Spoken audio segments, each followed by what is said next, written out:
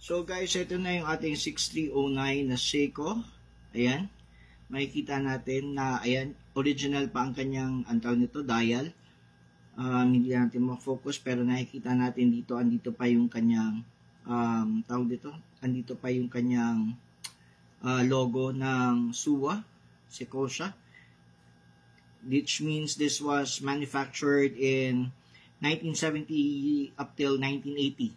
So, ito yung pinaka-first and original ng Seiko. This was the engineering time of Seiko that made them popular and competitive with Swiss watches. And as you can see, talagang maganda pa yung kanyang case. May konting gasgas, may konting nicks, but very superficial. Pwede lang ito i-metal polish and this will be good as new. Ayan. At saka makikita ninyo talagang makintab pa yung kanyang stainless steel. Ibig sabihin yung may-ari nito, talagang iningatan niya.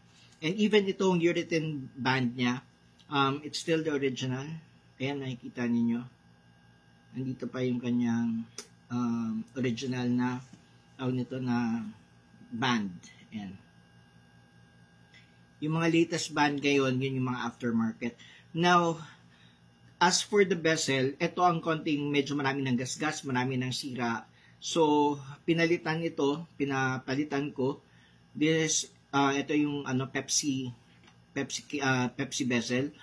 This should supposedly be black, kaso ayoko nung black, parang although it's very classic, pero parang gusto ko maging a little bit sporty siya. Pero if you want that black one, pwede naman ipapalit. Original din ito na tawag nito na bezel.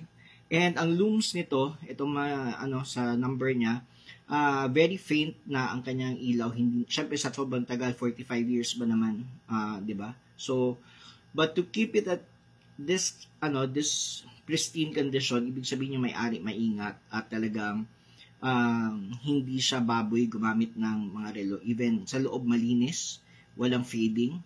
Ayan. Ang difference dito sa SKX009 ng Seiko is that, yung case niya medyo mas thinner. Ito yung tinatawag nilang Seiko Turtle. Mas thinner yung SKX009, pero the rest is all the same, except for the mechanism sa loob. Syempre, pinalitan na mas modern. At saka ito, since it's 150 meters waterproof, ito naman, or water resist, ito naman, yung bago is 200 meters. So, yun yung difference. Now, if you want a collector's item, message ako, and alam niyo naman ang presyuhan nito. If you go search online, ang presyuhan is around 45,000 to 75,000 for a new one. Makakuha ka ng mas mura, pero chop-chop yun. Ibig sabihin, yung mechanism sa loob is pinalitan na ng mga aftermarket na hindi mga original na parts. Ito, everything, even sa loob nito, pag chinek mo, orig lahat. So, ayan. So, mga collectors, mahilig at saka sa mga horologists na interested, PM nyo lang ako. So, yun na. Bye!